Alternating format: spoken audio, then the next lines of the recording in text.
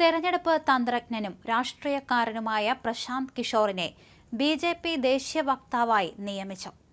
BJP. ദേശീയ അധ്യക്ഷൻ JP. Nadda Prashant കിഷോറിനെ ദേശീയ വക്താവായി നിയമിച്ചുവെന്ന് പാർട്ടി ദേശീയ ജനറൽ സെക്രട്ടറി അരുൺ സിംഗിന്റെ പേരിലുള്ള കത്തിന്റെ സ്ക്രീൻഷോട്ടാണ് സോഷ്യൽ മീഡിയയിൽ പ്രചരിക്കുന്നത്.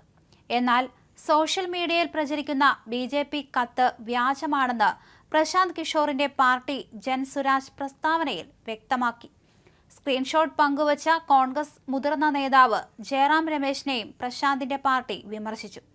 വൈരുദ്ധ്യം നോക്കണേ, കോൺഗ്രസ് രാഹുൽ ഗാന്ധി നിങ്ങൾ വ്യാജ വാർത്തയെക്കുറിച്ച് സംസാരിക്കുകയും അതിന്റെ ഇരകളാണെന്ന് അവകാശപ്പെടുകയും ചെയ്തവരാണ്. ഇപ്പോൾ കോൺഗ്രസിന്റെ കമ്മ്യൂണിക്കേഷൻസ് മേധാവി ജയറാം രമേശ് വ്യാജരേഖ വ്യക്തിപരമായി പങ്കുവയ്ക്കുന്നത് കണ്ടില്ലേ?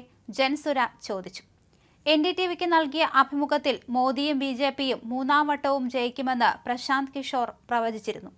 2019 സമാനമായി ബി.ജെ.പിക്ക് 303 അതിൽ കൂടുതലോ സീറ്റുകൾ കിട്ടിയേക്കുമെന്നാണ് പ്രശാന്ത് വിലയിരുത്തിയത്.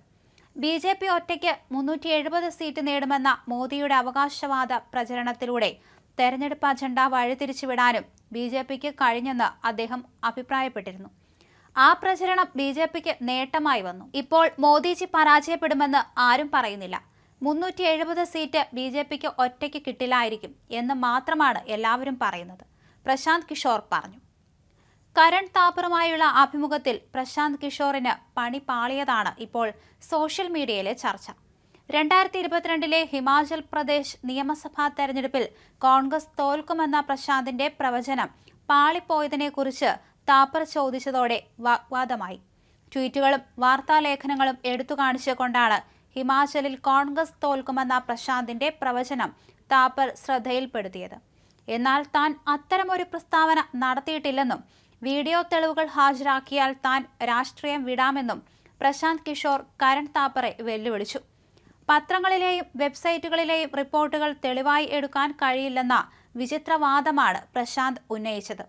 പത്രങ്ങൾക്ക് എന്തും പ്രസിദ്ധീകരിക്കാം. ഞാൻ അത്തരമൊരു പ്രസ്താവന നടത്തിയെന്ന് തെളിയിക്കാൻ വെല്ലുവിളിക്കുന്നു, പ്രശാന്ത് അഭിമുഖത്തിൽ പറഞ്ഞു. അഭിമുഖം വൈറലായതോടെ വെള്ളം കുടിക്കുന്നത് ശരീരത്തിനും മനസ്സിനും നല്ലതാണ്.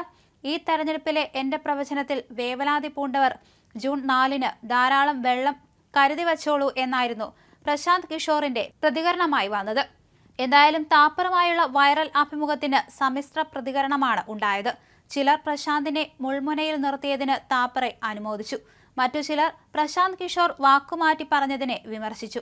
വീഡിയോയെ ആധാരമാക്കി സോഷ്യൽ മീഡിയയിൽ നിരവധി മീമുകളും പ്രത്യക്ഷപ്പെട്ടിട്ടുണ്ട്. എന്തായാലും ചൊവ്വാഴ്ച ബി.ജെ.പി. 300 സീറ്റുകൾ നേടുമെന്നായിരുന്നു പ്രശാന്ത് കിഷോർ വിശദമാക്കിയത്. ദേശീയ മാധ്യമത്തിന് നൽകിയ അഭിമുഖത്തിലായിരുന്നു പ്രശാന്ത് കിഷോർ ഇക്കാര്യങ്ങൾ പറഞ്ഞത്. 370 സീറ്റുകൾ തനിച്ച് നേടുന്നത് ബി.ജെ.പിക്ക് അസാധ്യമാണെന്നും എന്നാൽ 300 സീറ്റുകൾ ഉറപ്പാണെന്നും പ്രശാന്ത് കിഷോർ പ്രതികരിച്ചു.